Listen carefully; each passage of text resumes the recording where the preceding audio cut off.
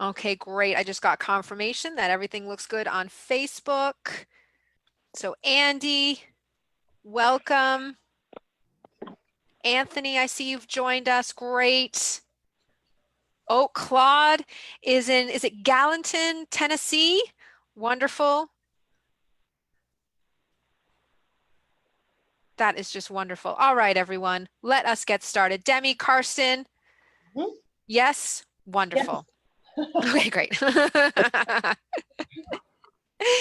Well, hello, everyone. For us, it's lunchtime here in the Northeast.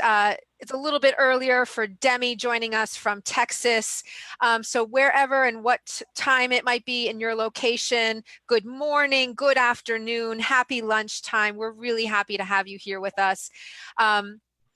Just as a reminder, we are going to be recording this call so that if anyone can't join us today, we're going to be posting this later, and I'll repeat myself again at the end of the call, but just for those of you who are here, not to worry.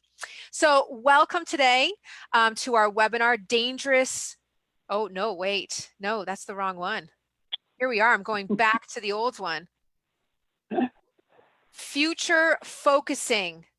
Thank you, everyone. Future focusing your church finances. I misspoke there. That was our first in the series of 2. So this is our second in the series of 2. My name is Adrienne Billis. I am the Director of Leadership with the Episcopal Church Foundation, and I am honored to be your tech guru today. I just wanted to remind you of a few things before I pass off and introduce and then pass off to our 2 presenters. I'm going to be monitoring the chat box, which is at the bottom of your screen. So please feel free to post any comments or questions. We're going to be taking those at the end or perhaps during the conversation. So please feel free to type them in as you go. Also feel free to post in the Q&A section. I will be monitoring that as well. Same goes for timing. Also, right, multiple task here, Facebook. We are live on Facebook, so please do feel free to share your comments and questions, and I will do my best to make sure that our presenters have access to that information. As always, never forget, if anything should pop up tonight at dinner or today at lunch, please know that you are welcome to contact us. And in a second, I'm going to post that information, and I'll post it again at the end of the session. So things like to digest and pop into our heads at the most random times. So please feel free to reach out if any of that should happen. So I'd like to welcome Carsten Sierck, who is a program director with us at the Episcopal Church Foundation, and Demi, Prentiss, a program consultant, 2 very wise women who have a lot of expertise to share with us today. So I am going to actually just pass that off. Kirsten or Carsten, would you like me to share that contact info right now as you kind of introduce? Sure. That'd be lovely. This just has some contact information, and as Adrienne said, we would be delighted to hear from you afterwards with any questions. But what I really want to say is welcome. We are so delighted that you are joining us today to talk about church finances, but also to talk about the future. We, as Adrienne mentioned, this is our second webinar that has come out of the pandemic, if you will. The first was on dangerous shortcuts, and in particular, issues that churches might be facing right here and now when church operations are really different than they normally are. This one also is coming out of the pandemic, but it's really focusing on helping you think about how to adjust or realign your finances to support your church mission as it needs to be now, or as you decide to carry it out beyond 2020, not as you did last year or 5 or 10 years ago, but really looking towards the future. And we hope to provide you today with some tools and some insight to make that possible. Church financial leaders obviously have a duty to plan carefully to meet, to make your mission and ministry possible. The ultimate goal, though, is not so much to meet your budget, but to meet your mission. And so now when church financials are a little bit different and daily church life is different, we know, we've been hearing from some of you, that it may be hard to make your 2020 budget, different income and different expenses than planned for some of you. And this is obviously for many occurring against the backdrop of some other changes going on at your church. Perhaps attendance, demographics, pledging, all might be changing. So certainly for the remainder of the year, we've been talking with many of you about just staying nimble, reviewing your cash often, and being quick to adjust programs as your available cash may change. But it's also very intriguing to think about next year and beyond, and to start the process of thinking differently. What is our mission? What do we need to fund? Can we add to our income? And actually, Demi and I were talking about this as we were getting ready for this. Summer can really be a wonderful time to explore before having to finalize your budget next fall. Certainly, many of you are familiar with strategic planning, setting goals for 3 to 5 years, planning how to achieve them. Part of this conversation today, we hope to encourage you to move towards strategic thinking, looking out a little bit longer and thinking, setting some long-term strategies to meet really what are the core missional goals of your church, and to do that with some creativity and with a sense that you really don't want to be missing all of the possibilities that are there for you in a future that might look a little bit different, and not to approach this with fear or dread or regret, but really with a sense of this possibility. So because this is really a webinar focused on finances, we're going to talk, Demi and I are going to talk together about focusing mostly on your annual budget, and talk about 2 different processes that may be of interest. One is transformational budgeting, and the other is zero-based budgeting. And we're going to take a look first at expenses generally, and then at income. And if there were a few themes to keep in mind, it would be focusing ministry on what is needed now or in the future, or what's possible now or in the future. It's also diversifying your funding, and then it's creating an organizational culture that's one of possibility, being mindful of trying to approach this from a point of possibility. And then my final tip is hard as it may be, it can be very valuable if you want to think about this, to really just put it all on the table. So I'm going to turn now to Demi to get us started talking and thinking a little bit about expenses. Thanks, Carsten. I appreciate it. As Adrienne said, my name is Demi Prentiss. I was the editor for the Finance Resource Guide, one of Episcopal Church Foundation's recent publications, and I get to work with an amazing finance team here at Episcopal Church Foundation, but I office in Texas, so I'm kind of far away from the center of the action, but sometimes that's not bad. At any rate, Carsten is urging us to think about possibilities, and you know, we're gonna kind of turn normal process on its head. We're looking at expenses first, and most of us in our church experience, you look at the pledges, you say this is the pile of money that we have to spend, and then we're going to parcel it out to what we usually parcel it out to, and usually that's about 55% personnel and about 20% buildings and operations, and maybe 15-20% programming. Maybe there's some maintenance budget, that sort of thing. That's the conventional approach. But as we all know, now is not a conventional time. And the most difficult thing, I think, for all of us to reckon with is the future is pretty uncertain. Or at least we recognize right now that the future is pretty uncertain, because truly all the time the future is uncertain. It's just sometimes the world has a habit of bringing that to our attention. So our regular old process of let's look at pledges and we'll parcel this out in about these percentages, and we'll look at what we did last year and we'll increase everything 2 or 3% for inflation. That's kind of out the window, guys. That may not be the most productive way to go about your budgeting, because we're looking at kind of a different reality, and it feels kind of risky.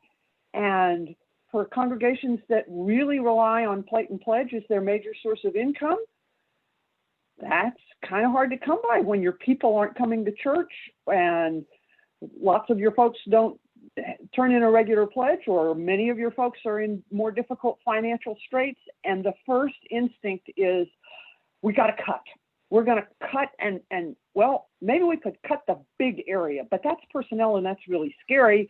But maybe we could just cut 20% across the board and everybody take a 20% cut. Well, we all know that 20% for the small budget may put them out of business, and the 20% of the larger budget isn't so affected. Or maybe we just tighten our belts. Everybody just get real strict and we'll serve thinner slices of everything. All of those come out of a scarcity mindset. All of those present us with the risk of forgetting the God that we serve, the God that assures us that what we need is here, but what we need to do the same thing that we've always done may not be here. What we need for now is here, and we need to adopt that kind of risky mindset, because you cannot cut your way to vitality. It doesn't work that way. So if your expenses are scaring you because your income is down, let's take a moment. It's that whole crisis is the intersection of danger and opportunity. And I know a lot of people out there in finance land are feeling pretty endangered.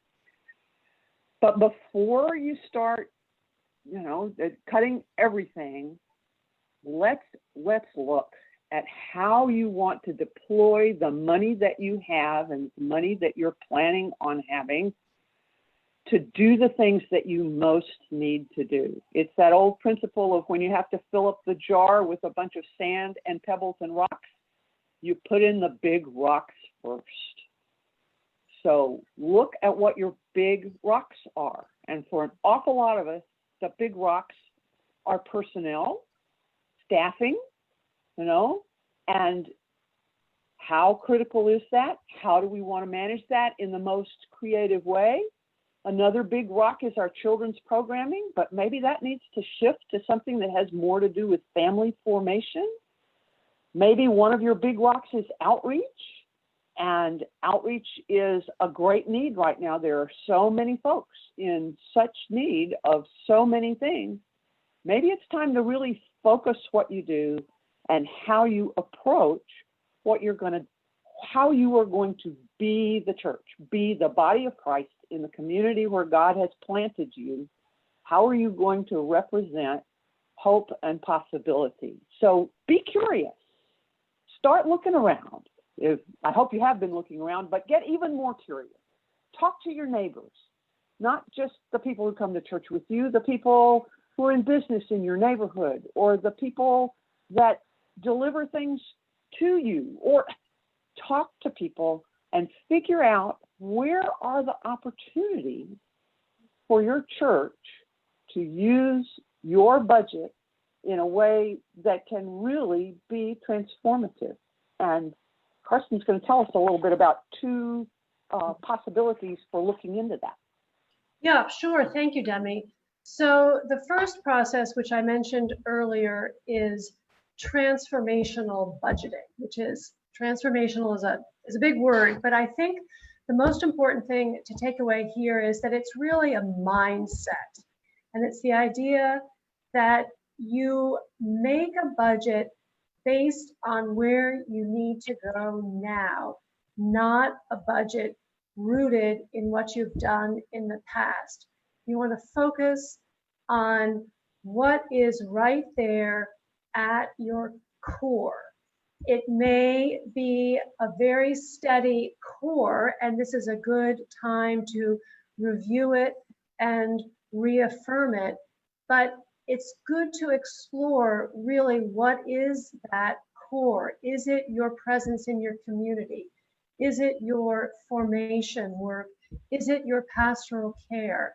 And then reaffirm what's at your core, and then take a look at every single program that you have and evaluate it for need, for feasibility, and for impact, doing so against your core, your mission, and really what is at the heart of your church. So some churches that do this ask questions that might look like this. Clergy salaries are a big part of our budget. Demi touched on that. What are the most essential things that a priest needs to do, and what can be done by lay leaders? How do we discover the talents of the members of our congregation? Another line of questions might be, our building costs us a lot. How can we share that building? How can we even discover a neighbor that could use some of our space some of the time? And what if we moved to a new home? Going right out there. And considerations, I think, that are really important to keep in mind, especially focus on your legacy assets and asking, how do you allow a legacy asset, perhaps one that does have deep importance to the church or has always been at the heart of your church, how do you allow a legacy asset to be a more productive asset? Is there a time for purposeful abandonment? Demi touched on this. It's intentionally giving up something that you used to value, or perhaps that you still do value, but it's not needed. This may be a more effective way to handle expenses than doing smaller but across the board cuts. That said, if you do decide to purposefully abandon a program, it's very important to acknowledge all that the program has been and meant to the church and recognize the loss of that program, but to do so signaling and recognizing and acknowledging the future of the church and where your particular church might be headed. The other consideration is that every church that asks these questions is going to come out at a different place. The outcome depends very much on your culture and your circumstances, but also know that change may take you to a very robust and very compelling place. So with that idea of transformational, don't be rooted in the past, but really look towards the future, transformational budgeting, I want to turn now to a second process that might help you explore, and this is zero-based budgeting. I'm sure many of you are familiar with this, though it can be very difficult to do. The idea here, and it's really very practical, you start with your current budget, you put every line item at $0. And then before you start to fill in the numbers, you ask why. You ask why before you ask how much. You're basically building a budget from the bottom up, and it really forces a close look at every item in your budget, and it forces a very close look at the future. So you might say, for example, around a choir, yes, we absolutely still want and need and revolve around our choir, but instead of plugging in the old numbers, ask what kind of choir best carries out your mission. So you're trying to, in essence, combine the exploratory mindset of transformational budgeting with the detail really that's required by zero-based budgeting. They certainly merge. So some questions here that you might ask would be, how important to our mission and to our identity is a particular ministry? Are we the best ones to offer that ministry? And should we do it, or should we support others who do it? Another question would be, how do we want clergy to spend the time that we are paying them for? Another great question is, how impactful is this program for our congregation and for our community? And then one we may also be thinking about right now is, what is our community? Is it local? Is it now regional? Is it our snowbirds? Is it former members who moved away but are now worshiping with us because we are doing so much online? And then I think a great question on the minds of all of us, how much will we continue to do online, and how will we do it? So it's really, again, looking forward to what's needed, not past to what you once did. And on the expense side in particular, it's very important to think about collaboration. Some of you collaborate a lot, and some of you haven't yet begun to do so, or to do so with confidence or effectively. So think about collaboration, and that could be with other churches, other faith-based organizations, maybe in your town or your city, or maybe beyond. It could be collaborating with other neighborhood nonprofits who do very different but complementary sorts of work, or neighborhood nonprofits who are very different. It's great to think about how to build relationships with others who are similarly situated, and to energize your congregation and your staff to collaborate and to learn really about who potential collaborators might be. So with that, I'm going to turn back to Demi for some more examples about considerations and some of the benefits that you might see by engaging in this.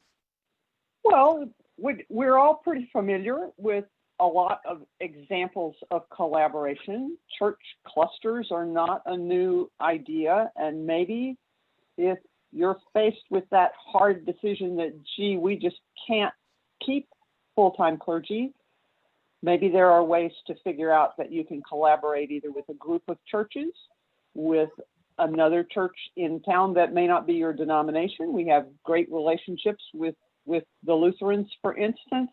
Those are some of the ways of thinking about it. But when we get down to what's essential about what this clergy person does, and it's important for us to remember that the worker's worth his, her hire, and you don't want to put your congregation in the position of being an oppressive employer that pays a half-time salary for a full-time job.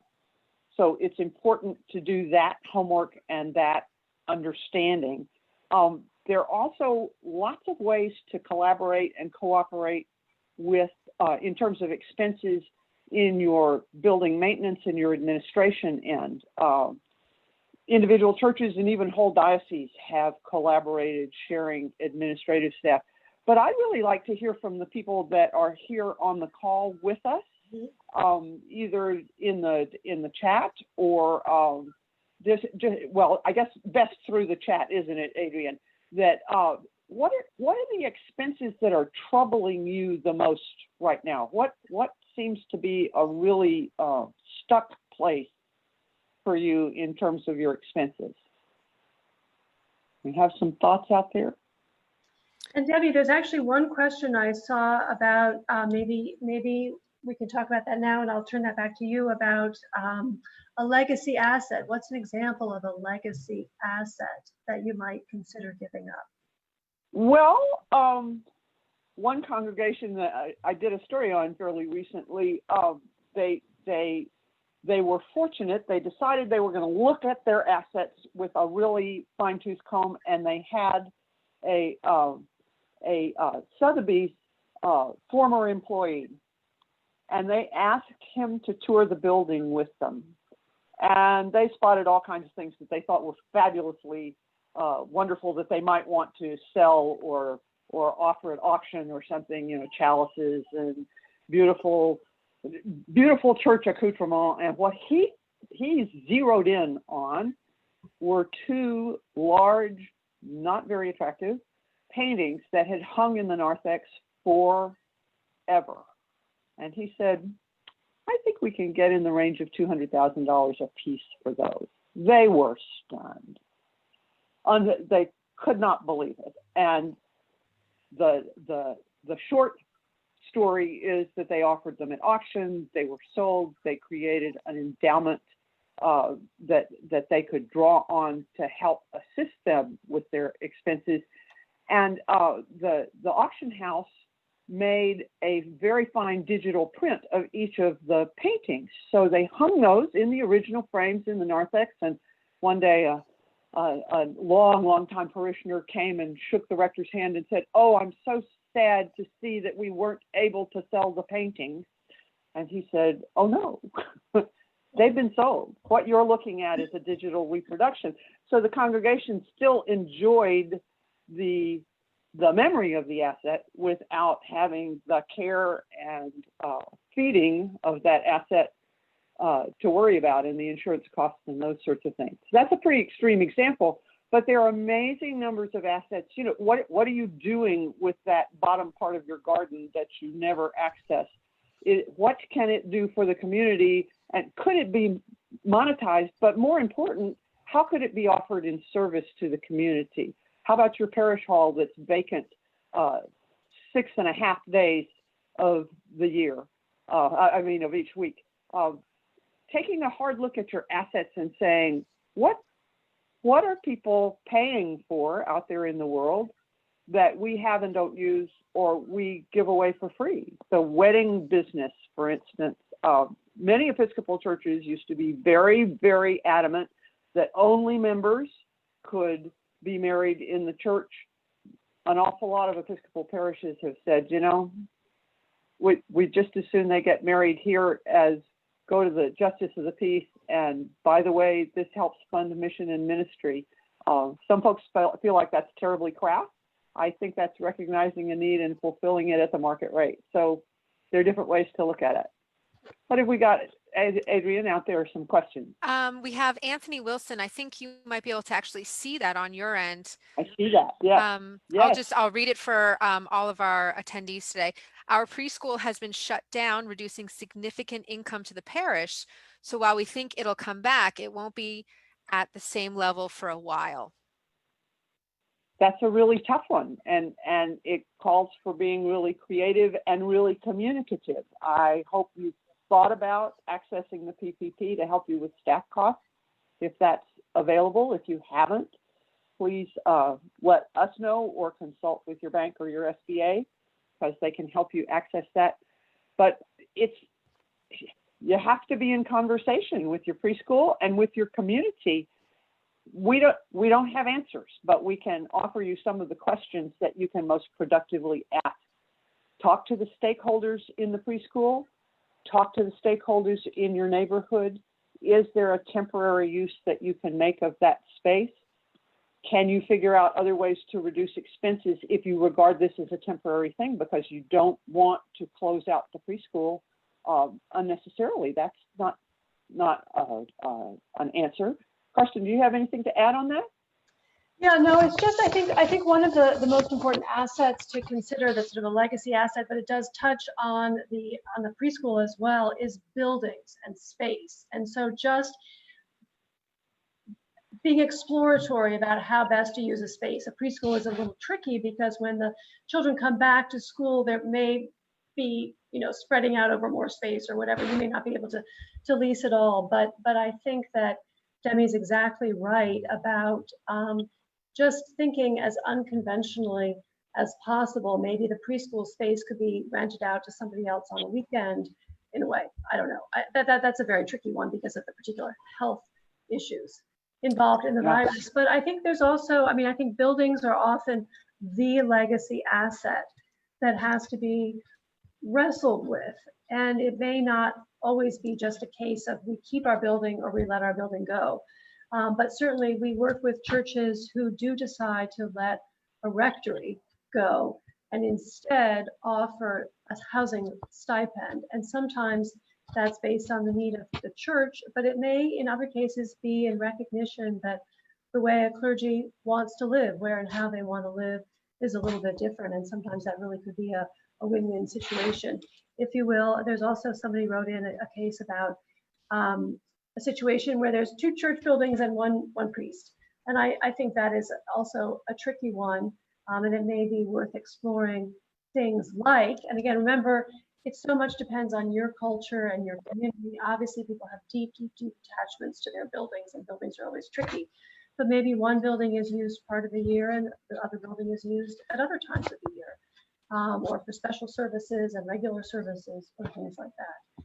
So again, I think the goal is not staying rooted. We've always offered 2 Sunday services at both churches forever, but starting to think, how does a church building serve? And maybe one building becomes a resource for the members of the congregation, and the other building becomes more of a resource for the community, or a place where outreach is done. So again, it's sort of exploratory. And I don't know, Demi, if you wanted to talk more about expenses, or is this a good time to move on? Well, Adrian says there is a question from Facebook also. Yeah, if I could just add this in. This is from Nick, and he writes, for me, it's my parish's children and youth program. It's currently part-time position and not a strong program. Do we continue it, or we look at something else? And I think that speaks to what you've been talking about. Yeah. Again, what is your community telling you? We can't give you that answer, but widening the scope of your conversations and your relationship building is going to help. One church I recently worked with had their entire undercroft redone at the expense of the great state of New Jersey in order to create a preschool facility at no cost to the church, and that all came out of a long process of building relationship with the school superintendent, with no promise of that coming up. But when it came up, the relationship was there. So being embedded in our community and listening to what our community has to say is really important. And that takes me, I'm gonna transition us into talking about expenses. But before I go there, remember that your budget and these techniques of creating your budget, transformational budgeting or zero-based budgeting, or your traditional process with a lot of conversation attached to it, those are ways of creating your budget. But once it's created, the significant part about a budget is how and what it communicates to your people. And many people can read a traditional line item budget and understand it instantly. But many people have a hard time reading those lines of figures and interpreting what the church is up to. And I urge you to look into the narrative budget process. That's the process of using your budget to tell a story. It does tell the story, but only people who can read it can hear that story. So sometimes translating that into words and pictures and graphs that allow you to tell the story that your budget is telling can help people understand how their support is needed and where it's needed. So that's really important. I want to turn us a little bit to planning your income, because so many people in the church throw up their hands and say, oh, we can't predict anything about our income. It's just what we're given. Well, that's where your stewardship program is important. And when I say stewardship program, I do not mean a season in October. Stewardship is a theology. Fundraising is a process. They are related, but they are not the same thing. And so it's really important as you look to plate and pledge to be attentive to the story that you're telling and how you're telling it and how you're inviting people to come be part of that story and support that story. That's really essential. But more and more congregations are discovering that depending on plate and pledge is not going to be able to keep them in the business of ministry and doing mission in the world. and they're rethinking how they utilize their assets to generate income. An endowment is always an important piece of that, and cultivating your endowment is not a short-term answer. It is a long-term process. You are not planting a wheat field, you are planting a forest, and it takes time for it to germinate, and it takes time for the shade to develop. It's not going to be instantaneous, but today is a really good day to start. And I urge you to focus on that. I also urge you not to exhaust the assets that you have, because that's your R&D money. That's the source of much of your strength is the investment that people have made in you over time. And in many cases, you are by law prohibited from invading that principle. So you need to be careful about that. But if you're looking at reduced annual giving, declining attendance, financial uncertainty, again, assessing your assets and utilizing them to generate additional income is a really important direction to go.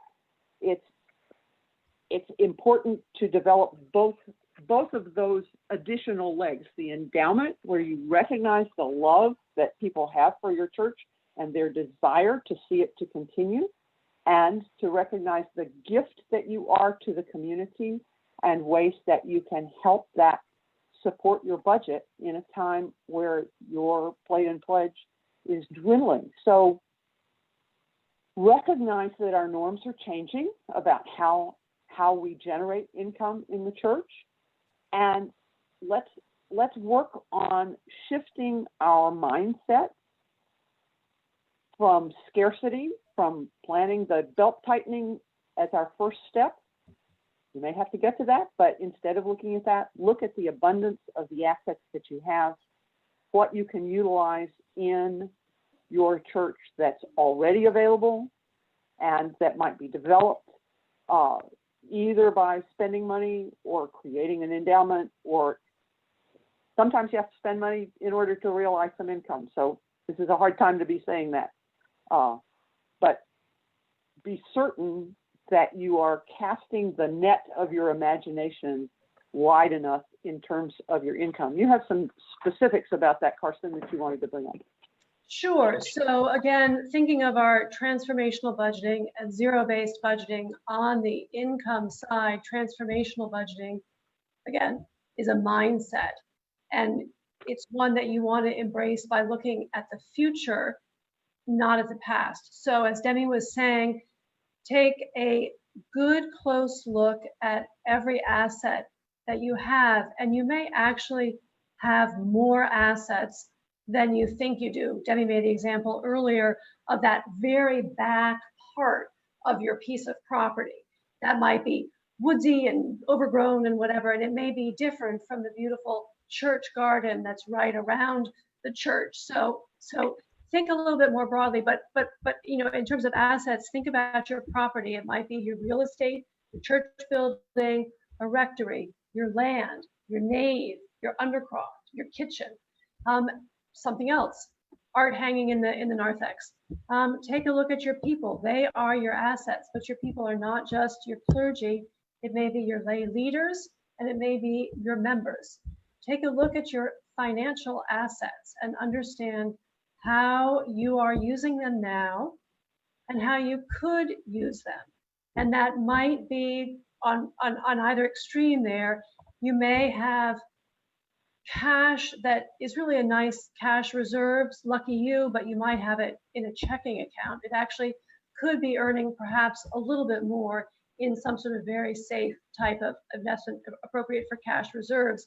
And all the way at the other end, I mean, again, for churches, for some churches, this is going to sound nuts, but we do have some churches with endowments who are very concerned about continuing to build that up until it gets to some marker. So they're actually not spending in the way they could, or they have a very traditional view of spending that might be rooted on income only, when a total return approach to spending might be more appropriate. So For your financial assets, it is a good time also to take a look at those.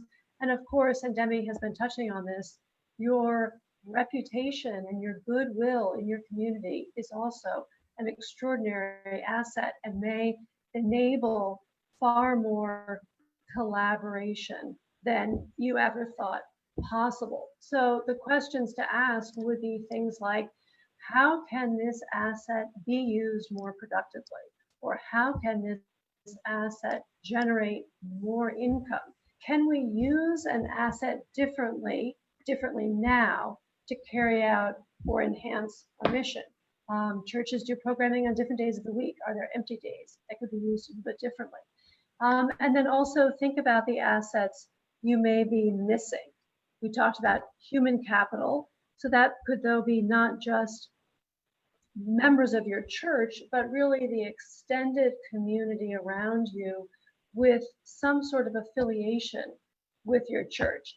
It may be neighbors. Maybe your neighbors are happy to do the gardening at your church because they so love having the garden in their neighborhood. Maybe it's friends. Maybe it's former members. Maybe it's people who attend groups or events that take place in your building. They're not your members, but they do care about you and may be willing to help or open doors or whatnot. Your intellectual capital, this would be the professional experience, the life experience of members of your church. Perhaps you have a psychologist, a retired teacher, a former community organizer, an amateur musician. Many of you tap into that already, but do think, if this goes a little bit to culture, think about who you know about in your congregation and who you don't know much about. And then also, I just want to point out that churches do a lot to keep up appearances. And that's really important, but this might be a really good time also to ask what's necessary, and to do so coming from a place of opportunity, not out of fear, because when we're all operating from fear, sometimes the brain just doesn't work as creatively as it could. Turning now to zero-based budgeting for expenses, for income.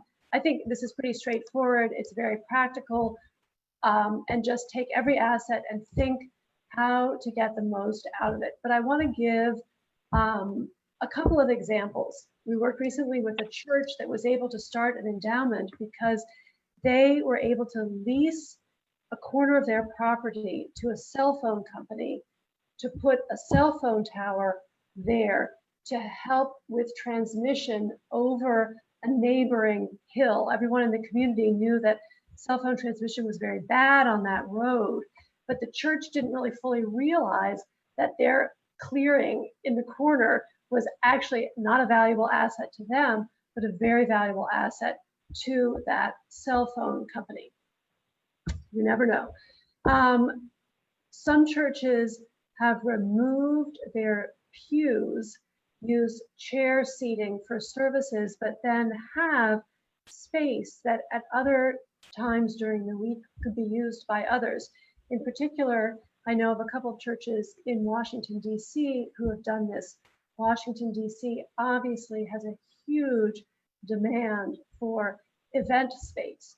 So this is a church deciding, without any impact on their mission, to reconfigure their space slightly to meet something that's an opportunity for them precisely because of the community in which they live.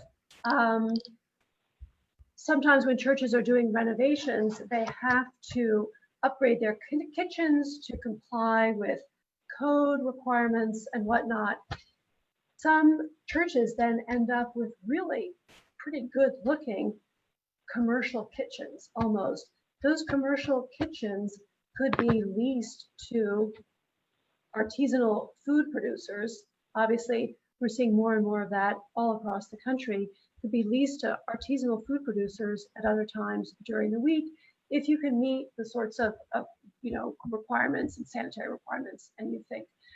There's also a new opportunity right now in the pandemic to revisit what you do around outreach. And if you are able to put together a very compelling outreach fund, perhaps really by supporting others in your community doing outreach now in response to the pandemic, those funds you raise for that won't go to operating expenses at the church, but certainly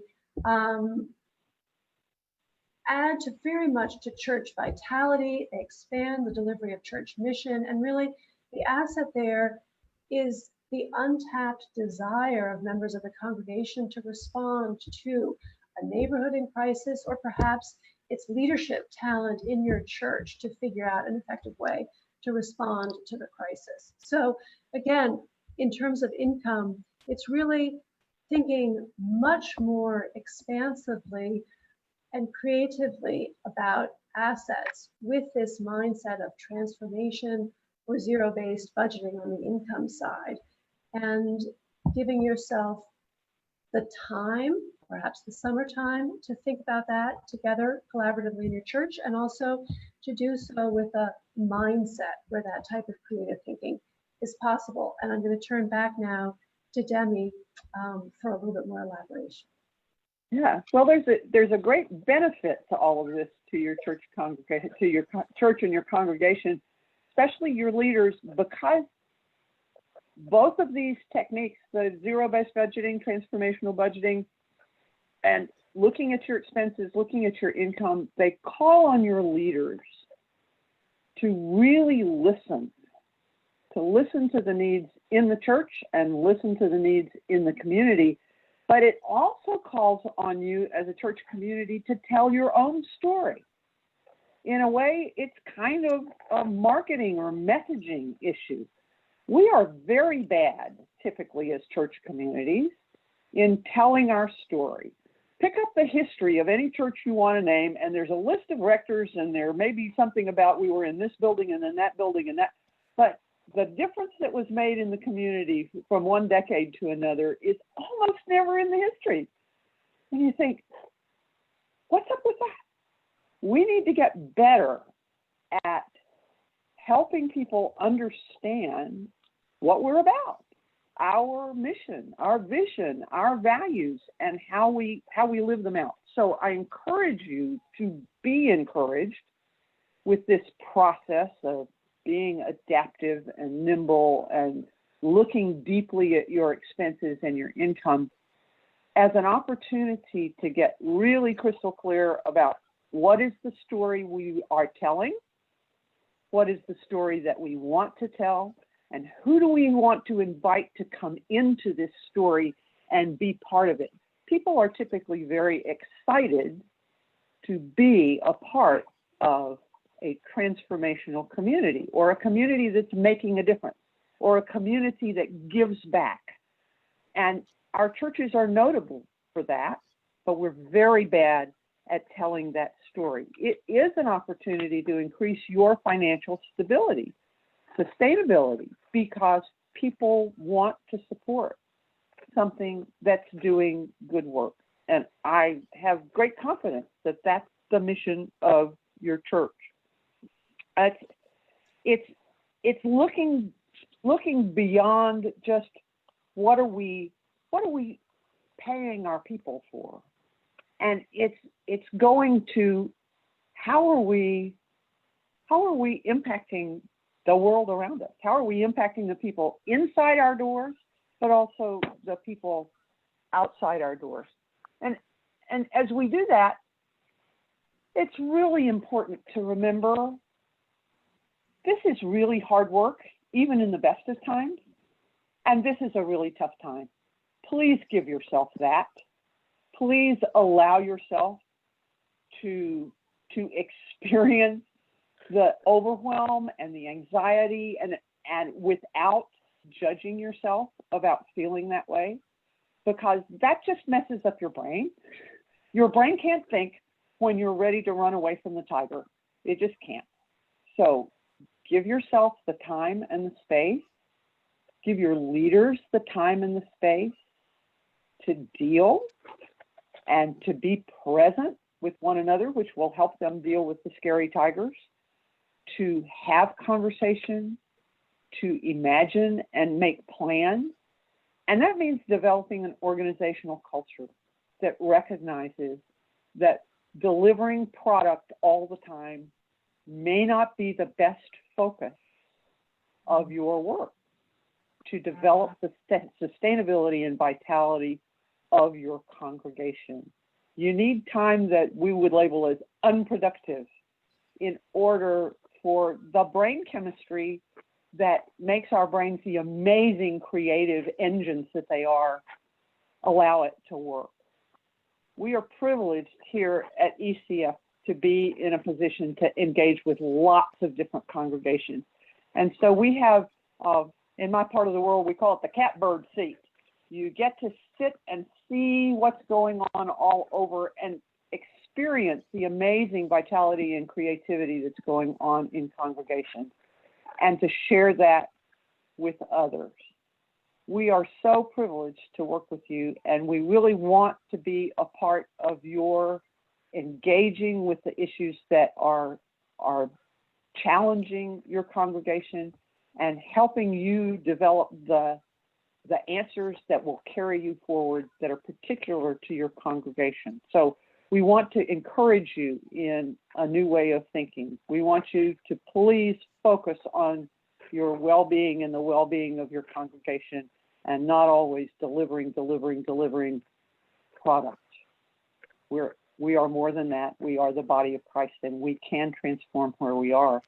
Now more than ever, we need you. We need you healthy. We need you whole, and we need you thinking your best thoughts so you can bring your best to what you do. What else do we need to do, Miss Adrienne, Carsten? I'd really love it if we could do it. We have a few Q&As, and Yeah. so, and also to the Reverend Dr. Bonnie McCrickard, she had to step off. So Demi and Carsten, I'm going to provide you with her email so that you could answer her question. She just had to slip away there. So from Judy, she says, can you give us an example of a legacy asset? Maybe just another example, just to clarify that concept. Yeah, we touched on that a little bit. And again, I think the idea of a rectory or even a parish hall, I think is a good one. I also wanted to turn back to the earlier comment about the youth program that wasn't, perhaps I think the comment was it wasn't as well attended perhaps as it used to be. And to me, that's such an interesting one, because it's maybe clear that it's perhaps not the best use of resources, but it's unclear where to go. So questions you might ask are, do we have far fewer youth than we used to? Or do our youth want to do something very different? They're here, but they're busy on Sundays, or I don't know where you could go with that. But I think the question is also, to what degree is youth formation a key mission for the church? And it's that type of exploration, again, when you have a little time to breathe, that I think guides the church to the right answer and the right forward-looking youth program to have. Thank you. And Cindy actually has two comments, and I just want to share them together. I think there's layers in this. She mentions that her parish is actually two churches, so the rector expenses are a big issue. And then she adds to that a layer that one church has a larger membership than the other. So there are any tips or ideas we have in terms of trying to negotiate those needs and making those decisions when you have different groups involved? Well, it's always a matter of transparency. I mean, the scripture says you can't serve two masters, and I think that's really the truth. And it becomes incumbent on the clergy person to help bring those congregations together in common mission. And that's a tall order. I'm not saying that lightly, but unless they are communicating with one another, one or the other will always feel cheated. One or the other will always feel as though you love the other congregation more because, for whatever reason, until they until they find themselves allies in making this work, whatever the this is, they're going to pull that clergy person in disparate directions, and the clergy person all by herself can't make it happen. We are a village, and we need to take a village approach. So that's not an answer, but I think the more that each congregation can know about the other, the more the leaders can know one another, can not just make decisions together, but be together, hear one another's stories, engage with one another's issues, not so much to solve as just to hear. That listening skill is essential to building the partnership that this needs to be, or it will tear the clergy person apart.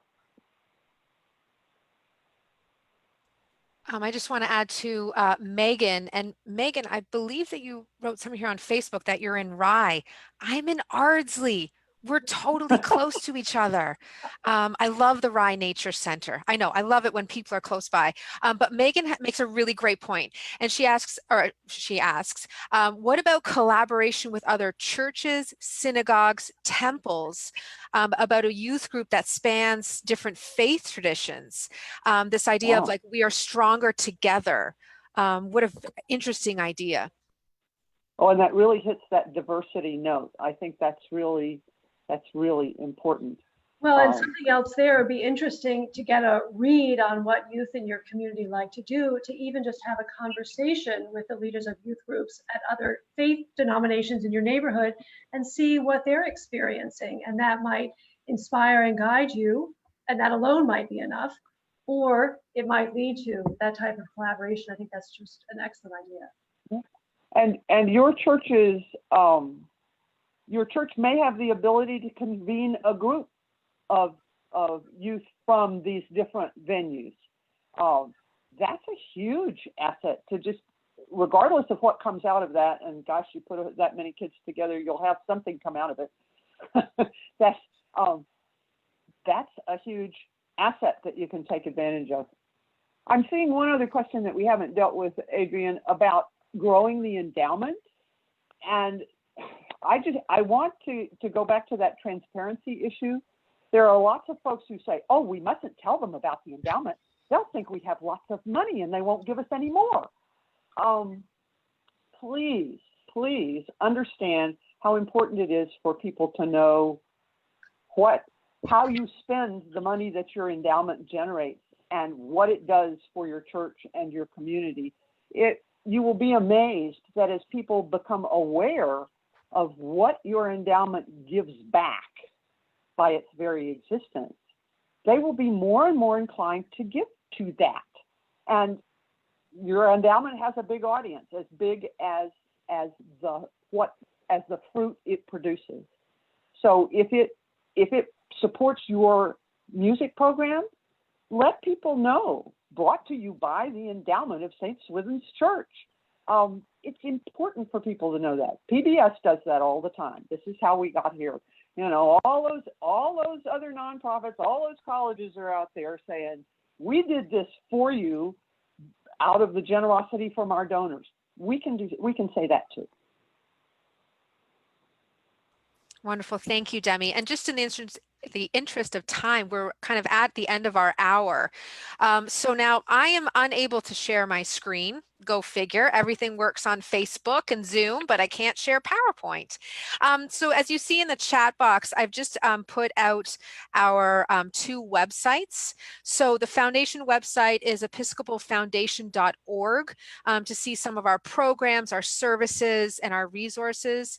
You'll also find Demi and Carsten's email addresses and information up there.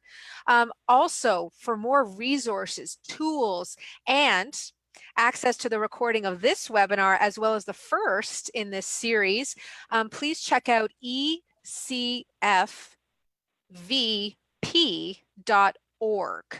Now, all of this information, as well as this recording, will be emailed to you from our communications team. So not to panic if you weren't able to catch that. And as well, we're going to email you the contact information for Demi and Carsten, so that you can not only have the recording and our lovely voices and wisdom, but also access to their emails, so that, as I said at the start, things can digest and think, right? And you can talk to your parishes, vestries, etc., and really gather some questions, and please come back to us. I just want to say thank you so much for everyone on Facebook who has been posting where they're coming from, all over New York, all over the country. A special shout out to, oh no, he just disappeared. Someone in South Africa. So I should say, enjoy your dinner.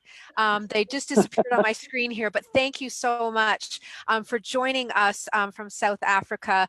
It's just been wonderful. Iowa, Fort Lauderdale, over near me in Rye, New York. Thank you so much, everyone. And thank you to Demi and Carsten for joining us today. And I really hope these conversations continue. As always, we will be continuing our webinars. Please check out what is upcoming. We have another one tomorrow as well as next week, which kind of deal with some more issues that are pandemic specific and post-pandemic. So as always, it's lovely to have you with us. So thank you again. Thank you to everyone on Facebook. Thank you to everyone on Zoom. It's been a pleasure. Demi and Carsten, do you have any final thoughts, anything before I just leave us to go for our lunches and dinners? We would be delighted to hear from you. Wonderful. Yes, Thank you so we much. look forward to it. All right. Thanks. Thank you again, everyone. Please be well, be Bye-bye. healthy, and take care.